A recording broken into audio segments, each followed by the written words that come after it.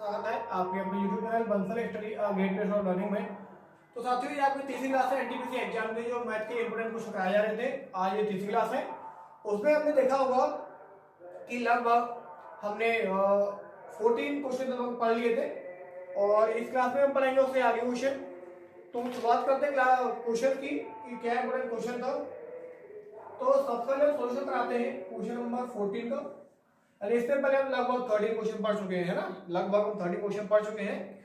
तो इससे आगे वाला क्वेश्चन कंटिन्यू करते हैं। चलिए, आपको कॉन्सेंट्रेट कीजिएगा। इसमें क्वेश्चन में कहा गया है कि 1500 से छोटी यानी कि 1500 से कम बड़ी से बड़ी संख्या जो 16 और 18 से पूर्णतः विभाजित हो। यानी कि इसके ऑप्शंस हमारे पास दे रखे हैं 1404, 1440 और 1386 एंड डी वाला 1368। इसमें कहा गया है कि 1500 से कम वह बड़ी से बड़ी संख्या, 1500 से कम वह बड़ी से बड़ी संख्या जो 16 और 18 से पूर्णतः विभाजित हो जाए। तो हम ऑप्शन बेस का इसमें थोड़ा सा यूज करेंगे कि ऑप्शन से 16 का भाग इसमें जा रहा है नहीं, 16 का भाग इसमें आया, 16 से निम्न होता है 144 और 18 होता है 144 और ये 1500 से क्या है, कम है, बड़ी से बड़ी संख्या है। तो क्या होगा, ये टिक हो जाएगा। भाई इतना ही करना है क्वेश्चन के अंदर, ज्यादा कुछ खास नहीं करना है आपको, क्योंकि कुछ क्वेश्चन ऐसे होते हैं, कुछ क्वेश्चन ऐसे होते हैं जिसमें हमें ऑप्शंस की सहायता लेनी पड़ती है और तभी हमारे क्वेश्चन बड़ी आसानी से हल होते हैं। ठीक है ना। चलिए अब आगे वाला क्वेश्चन देखते हैं। क्वेश्चन नंबर 15 वो क्या दिया हुआ है कि दो संख्याओं का योगफल 36 है, यानी R1 प्लस R2 बराबर 36 मान लीजिए, कोई मान लीजिए, ठीक है। R नहीं माने, आपको और लग रहा हो तो आप A और B, क्योंकि बचपन से आपने A और B माना है तो A और B मानने में आपको ज्यादा फीलिंग अच्छी रही होंगी। A प्लस B हो गया 36 और उनका जो मासा होता है यानी H जो है वो आपका दे रखा है 4। अब क्या बोला है, यानी कि कितनी इस प्रकार की संख्या के कितने युग्म बनेंगे। यानी कि दो संख्या है जिनका योगफल 36 है और जिनका HCF यानी मासा 4 है, तो ऐसी कितनी संख्याएं होंगी जिनके युग्म बनेंगे और कितने बनेंगे। ऑप्शन की यदि हम बात करें तो ऑप्शन से भी A दे रखा है 1, B दे रखा है 2, C 3 और D 4। अब A प्लस B की यदि हम बात करें तो क्या होता है, इसका फॉर्मेट को R1 प्लस R2 बराबर योगफल बटे HCF देखते हैं। कितना, योगफल बटे HCF देखते हैं और यहाँ पे HCF जो दे रखा है वो 4 और 4 से काटेंगे तो 9 बार आएगा, यानी कि R1 प्लस R2 बराबर 9 हो गया। अब देखो ऐसी कितनी संख्या है जिनके युग्म ये बन जाएंगे, तो जोड़ेंगे तो 1 और 8 जब जोड़ते हैं तो ध्यान रखना पड़ता है ऐसी संख्या होनी चाहिए जोड़े में जो कि कोप्राइम हो। कैसी, जो कोई संख्या कोप्राइम होती है। और 2 प्लस 7 ये भी ठीक है, ये भी ठीक है, और 3 प्लस का 6 लेंगे तो क्या सही होगी, नहीं होगी। क्यों, क्योंकि 3 और 6 क्या है, कोप्राइम है, कोप्राइम नहीं है। कोप्राइम का मतलब होता है which have only two factor, which have only two factors which is divisible by, that's it, clear ना। तो क्या होगा, ये संख्या नहीं होंगी और 4 प्लस का 5 होगी, 4 और 5 कैसी है, प्राइम संख्या है, सॉरी को प्राइम नंबर है, ठीक है। तो क्या होगा, ये क्या लिखा, 1, 2 और 3, तो क्या हो जाएगा, ऑप्शन नंबर सी वाला हो जाएगा। क्लियर है क्वेश्चन। चलिए इससे आगे वाला क्वेश्चन देखेंगे अभी।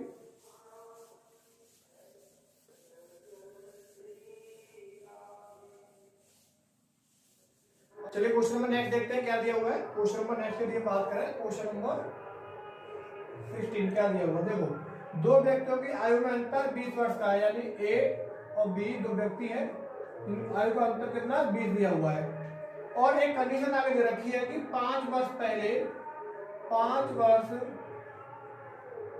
पहले छोटे व्यक्ति की आयु, नहीं सॉरी बड़े व्यक्ति की आयु तो छोटा है ये कितनी है, 5 गुना हो रहा है। क्या हो रहा है, 5 गुना हो रहा है। अब ऑप्शन चेक कर लेते हैं क्या क्या दिया हुआ है। 30 और 10, 25 और 5, 29 और 9, 50 और 30। क्वेश्चन में क्या कहा गया है कि दो व्यक्ति है जिनकी आयु का अंतर 20 वर्ष है और 5 वर्ष पहले बड़ा जो व्यक्ति है छोटे व्यक्ति से 5 गुना हो जाएगा। 5 गुना हो जाएगा तो उनकी वर्तमान आयु का अनुपात क्या होगा। तो हम ऐसे क्वेश्चन में क्या करते हैं, हम ऑप्शंस की हेल्प लेते हैं। किसकी, इसके ऑप्शंस की यदि हम हेल्प लेंगे तो साथियों करना क्या होगा, इस कंडीशन को मेरे नहीं करो। पहले तो ये क्या 20 का अंतर है, देखो इसमें भी 20 का अंतर है, इसमें है, इसमें भी है, इसमें भी है। अब ये तो बड़ी विचित्र घटना बन गई क्योंकि चारों ऑप्शंस में हमारा अंतर कितना आ रहा है, 20 का आ रहा है। दूसरी कंडीशन फॉलो करके देखते हैं। दूसरी कंडीशन फॉलो, 5 वर्ष पहले 25 का होगा और ये 5 का होगा, इसकी 5 गुनी है, बिल्कुल है। अरे 5 गुनी तो है ना, क्योंकि 20 का डिफरेंट आ रहा है। तो 5 वर्ष पहले 25 का होगा, ये 5 का होगा, इसका 5 गुना हो रहा है। दूसरा ऑप्शन चेक कर लेते हैं। ये हो जाएगा आपका 5 वर्ष पहले 20 का, ये हो जाएगा 0 का, तो ऑप्शन तो कट जाएगा। ये हो जाएगा 20 का, ये हो जाएगा आपका कितना कर रहा है, 5 वर्ष पहले की बात कर रहा है, तो ये 4 वर्ष का होगा और ये 25 का होगा। तो क्या होगा, सॉरी 24 का, क्या ये 5 गुना है, नहीं है। ये देखो ये होगा आपका 45 का, ये होगा आपका 25 का, क्या 5 गुना है, नहीं है। मतलब option number A, option number A. इस टाइप के क्वेश्चन को क्या हम सॉल्व नहीं करते कभी भी, पेन न चलाना पड़े, ऐसे करते थे ओनली कर लेते हैं ना, देखा होगा अलग से, पेन नहीं चलाएंगे बिल्कुल भी। आपको 30 दिया हुआ है, 5 वर्ष पहले 25 का, ये 5 का 5 गुना हो रहा है, इसलिए ऑप्शन नंबर ए हो जाएगा। पेन चल रहा है इसमें, नहीं चल रहा ना। कुछ क्वेश्चन ऐसे ही आते हैं एग्जाम में, कुछ क्वेश्चन ऐसे ही आते हैं एग्जाम में जिन्हें आप ओनली कर सकते हो, ठीक है। और क्वेश्चन नंबर देखते हैं 17। वो क्या दिया हुआ है कि अनुपात P अनुपात Q प्राप्त करने के लिए x और y के प्रत्येक पद में क्या जोड़ा जाए, यानी कि x और y के प्रत्येक पद में क्या जोड़ा जाए, मान लो r जोड़ दिया जाए, r जोड़ दिया जाए, जिससे कि हमें P अनुपात Q प्राप्त हो जाएगा। ये बेसिक क्वेश्चन है, कैसा है, ये बेसिक क्वेश्चन है और एग्जाम में पूछे जाते हैं तो थोड़ा देखना पड़ता है कि करेंगे क्या, हम क्रॉस मल्टीप्लाई करेंगे जैसे हम बचपन में करते थे। इसका मल्टीपल करेंगे QX QR, इसका इसमें करेंगे मल्टीपल तो PY प्लस का PR। अब मान किसका निकालना है, वैल्यू किसके निकालनी है, हमें जो एलिमेंट हमने ऐड किया है, और ऐड क्या किया हमने, R किया है ना, तो R की वैल्यू हम कैसे निकालेंगे, इसको ये छोड़ो, R को इसकी याद में लेके आओ, PY माइनस का QX, क्योंकि तो ट्रांसफर करेंगे दोनों में से क्या कॉमन आ जाएगा R, तो Q माइनस का P, इसमें से क्या कॉमन आ रहा है, कुछ आ रहा है क्या, नहीं आ रहा, ठीक है। इस R को उधर पहुंचाएंगे क्या, नहीं, क्योंकि वैल्यू निकालनी है, इसको उधर पहुंचाएंगे।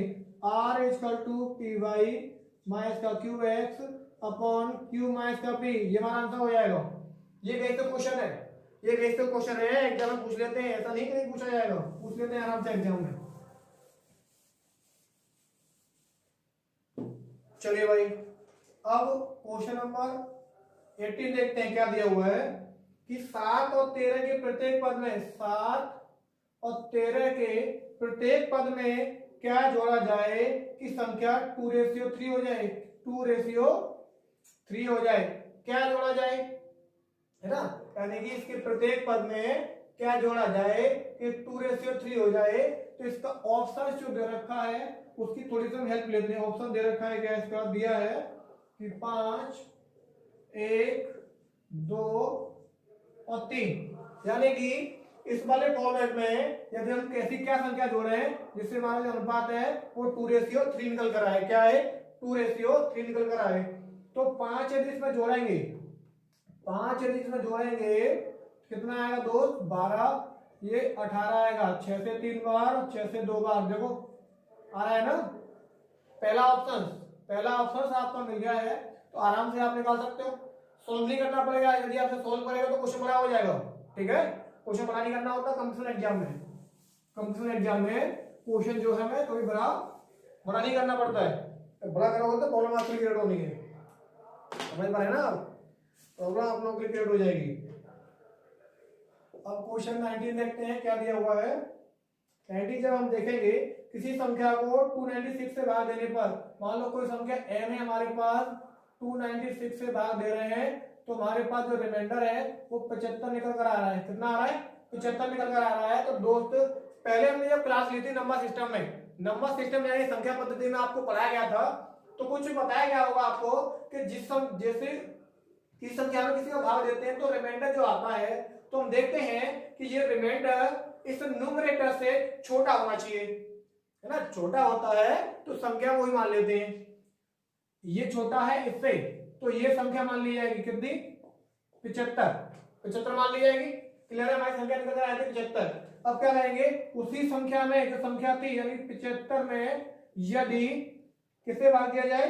37 से भाग दिया जाए तो रिमाइंडर क्या होगा, ये फाइंड आउट करना है। ये हमें फाइंड आउट करना है कि रिमाइंडर क्या होगा। इससे भाग लगाएंगे तो 37 दूनी होता है 74, 74 होता है, यानी रिमाइंडर जो होगा वो आपका 1 निकल कर आएगा। कितना आएगा? रिमाइंडर जो होगा आपका 1 निकल कर आएगा। क्लियर है क्वेश्चन? ठीक है ना। अब चलिए अब क्वेश्चन नंबर देखते हैं। 20 क्या दिया हुआ है, 20 वाला क्वेश्चन देखते हैं कि क्वेश्चन क्या दिया। 20 बोला गया है कि संख्या 323 के अभाज्य गुणनखंड क्या होंगे। इसके दो गुणनखंड होंगे। अब देखो इसको यदि आप डिवाइड करोगे 17 और 19, 330 एक ऐसी संख्या है, इसके दो फैक्टर हैं अभाज्य गुणनखंड 17 और 19, और पूछा गया है कितने फैक्टर होंगे, एक ये हो गया और एक ये हो गया। तो फैक्टर्स यानी कि नंबर और फैक्टर्स कितने होंगे? 2। यानी अभाज्य गुणनखंडों की संख्या वो क्या निकल कर आएगी? 2 निकल कर आएगी। ठीक है, इजी क्वेश्चन है ये तो, है ना। इजी क्वेश्चन है। अब ऐसी संख्याओं के कभी कभी क्या होता है कि इसके डिवाइड देना मुश्किल पड़ जाता है। ऐसी संख्याओं में क्या डिवाइड देना मुश्किल पड़ जाता है क्योंकि समझ में नहीं आता संख्या में डिवाइड किस चीज से जाए। बोल ही जाते हैं 2 3 4 6 8 10 तो जाएगा नहीं, 11 बार तक गाड़ी पहुंचते हैं तो बच्चा कहता है डिवाइड जा ही नहीं रहा है। और सच बात तो ये है कि आगे संख्या दोगे तो डिवाइड चला ही जाएगा। ठीक है, डिवाइड जो है चला जाएगा। क्लियर? चलिए अब आगे वाला हम क्वेश्चन देखते हैं 21 जो दिया हुआ है।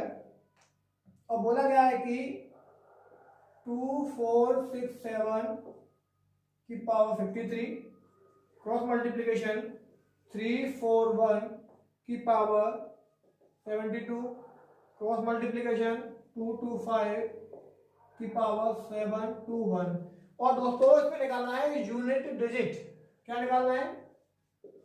यूनिट डिजिट यानी कि इकाई अंक। क्या निकालना है हमें? इसमें निकालना है इकाई अंक। तो दोस्त क्या करेंगे, नंबर सिस्टम में मैंने बताया होगा, पहले आपने लेक्चर लिया होगा आपने बेसिक क्लास का, तो उसमें बताया था कि हम नंबर सिस्टम में यूनिट डिजिट फाइंड आउट कैसे करते हैं। क्या? यूनिट डिजिट यानी इकाई अंक। क्या बोलते हैं? इकाई अंक कैसे निकालते हैं और बताते हैं। तो इकाई अंक को बात करते हैं, इस वाला इकाई अंक होता है। ठीक है, तो हमने बताया था किसी भी संख्या का अंतिम अंक 0 1 5 6 होता है, किसी भी संख्या का अंतिम अंक 0 1 5 6 होता है तो इकाई अंक वही रहता है। क्या इकाई अंक कैसा रहता है? सेम रहता है। ये तो 7 है, जब चेंज होता है तो 4 का भाग लगाते हैं, तो 4 का भी भाग लगाएंगे, 4 का 4 4 3 वाला एक पावर आएगी। 1 है सेम मिल रहा है, इकाई अंक 1 ही रहेगा। 5 मिल रहा है तो इकाई अंक 5 ही रहेगा। तो 7 5 कितना होता है? 35, और 35 में यूनिट डिजिट हमारा 5 कहलाएगा। क्या कहलाएगा? 5 कहलाएगा, यानी 5 इसका आंसर निकल कर आएगा। कितना आएगा? 5 इसका आंसर निकल कर आएगा। ठीक है दोस्तों, चलिए आगे वाला क्वेश्चन कंटिन्यू करते हैं। आगे वाला क्वेश्चन हम कंटिन्यू करते हैं, क्वेश्चन नंबर 22। वो क्या दे रखा है? बहुत ही प्यारा क्वेश्चन है दोस्तों, और थोड़ा सा घुमाने वाला।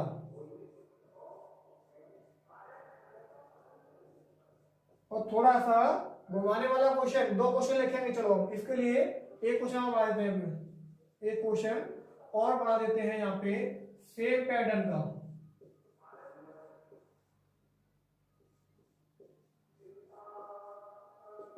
आप देखो क्वेश्चन, अब क्वेश्चन देखो, देख रहा है ना क्वेश्चन। अब करना क्या होगा, देखो इस क्वेश्चन का तो आंसर कितना आ जाएगा, 3 आ जाएगा। अब ये कहोगे सर देखने में तो क्वेश्चन सेम है, अरे देखने में तो क्वेश्चन सेम लग रहा होगा, लगभग तो सेम दिख रहा है, लेकिन ऐसा है नहीं है।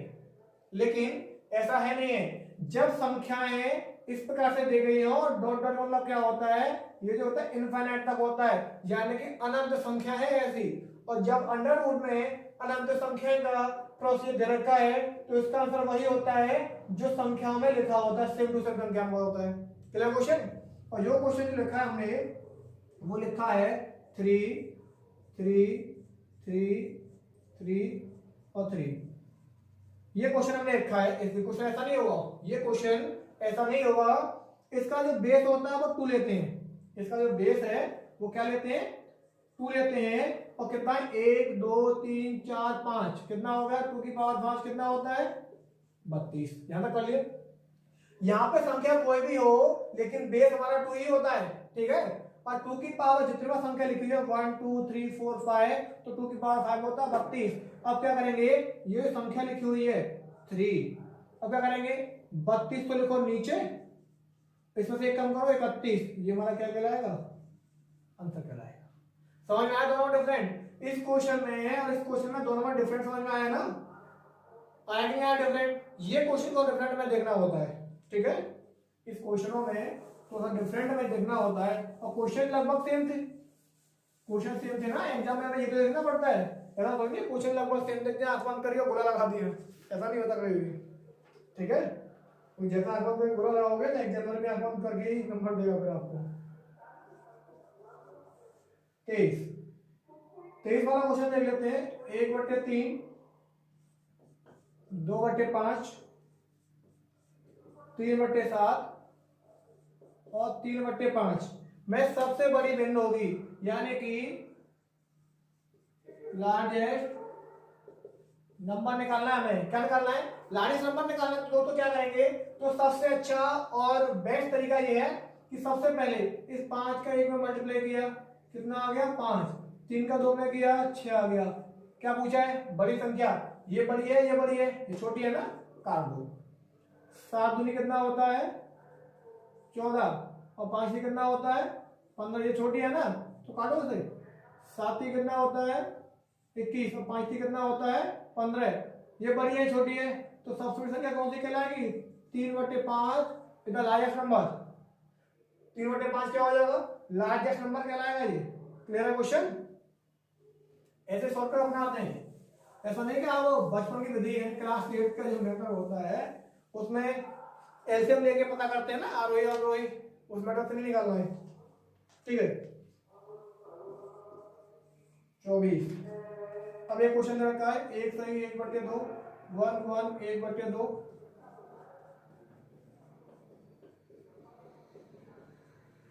इसका मैं सॉल्यूशन निकालना है, बहुत ही शॉर्टकट, बहुत अच्छा शॉर्टकट बताएंगे इसके लिए।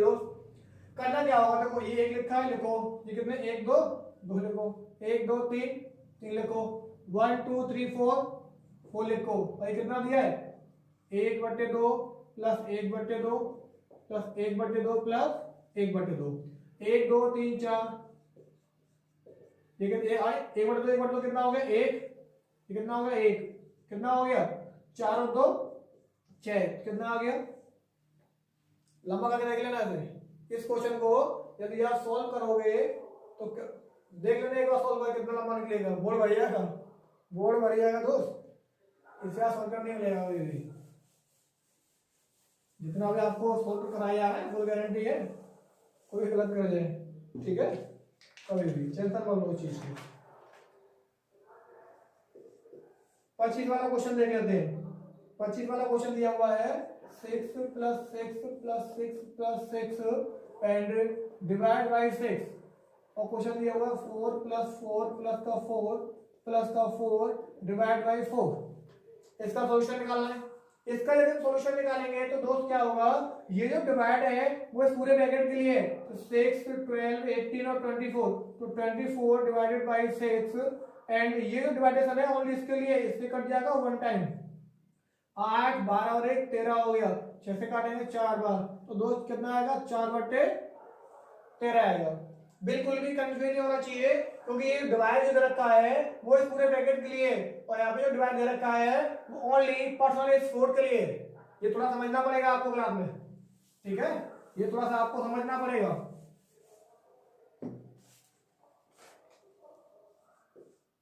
26 क्वेश्चन देखते हैं, इस क्लास का अंतिम क्वेश्चन।